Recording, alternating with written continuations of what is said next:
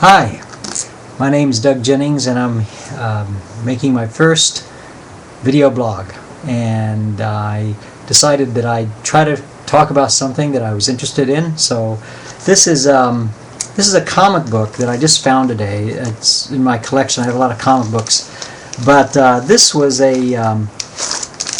touted as the first computerized comic.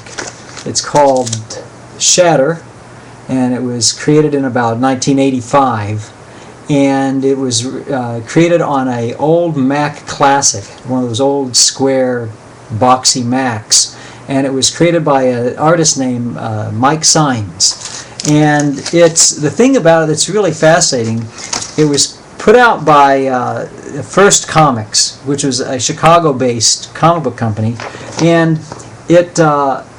the thing that's remarkable about it is that it kind of did things opposite than they do now. See, right now it seems that most artists will draw their comics using conventional methods like pen and ink, or most artists draw their comics like conventionally, and then they will be colorized and enhanced on the computer. But at the time this was done, the black and white art was done on computer using a Mac and a roller ball or something. I don't think he even used a pen. But then it was colorized by an airbrush. It was colorized conventionally. So the first computerized comic was done pretty much differently than how they do it now. Now they will draw it conventionally, then they'll scan it in a computer, and then some computer guy will go and color it and add special effects and maybe lettering. But in this one, everything was done on all the artwork, conventional artwork, was done on the computer. Let me find another scene. All the artwork was done on the computer, and you can kind of see, I don't know if you can tell from the, you can tell how cool it was. It was kind of pixelated. I don't know if you can see the pixelation there. It's probably hard to see. I'm getting up close. This is the typical Mac pixelization. It was printed probably on the black and white art was probably printed on some type of inkjet printer, and then it was colorized with an airbrush.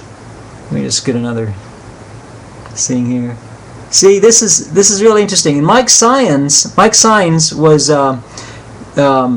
was a guy who had done a lot of like advertising and advertising art, and this was really innovative. I mean, it was remarkable how he did all this artwork was done on a Mac using just one of those early Macs from 1984, 1985.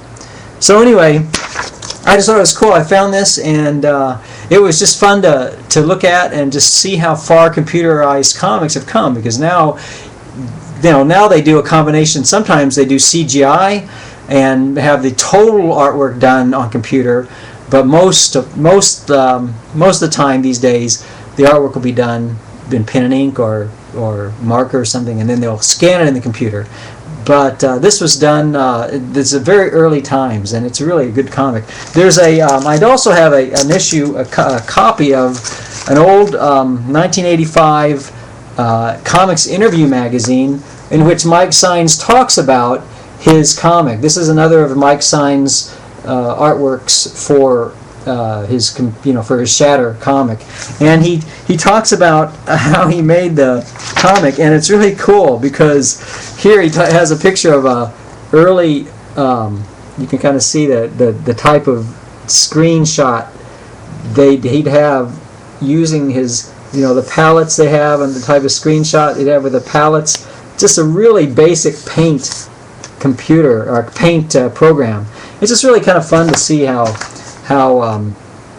computers have influenced comics. And at the very early days in 1985 of computerized comics, everybody was so excited about this comic that came out, and I remember getting it and thinking, wow, this is done on a Mac, and it was just so cool. And I had this little Commodore 64, and I was trying to do artwork on that and do comics on that, and it was just really inspiring. But it was so basic compared to what we have now. So just an interesting thing. I thought it'd be fun.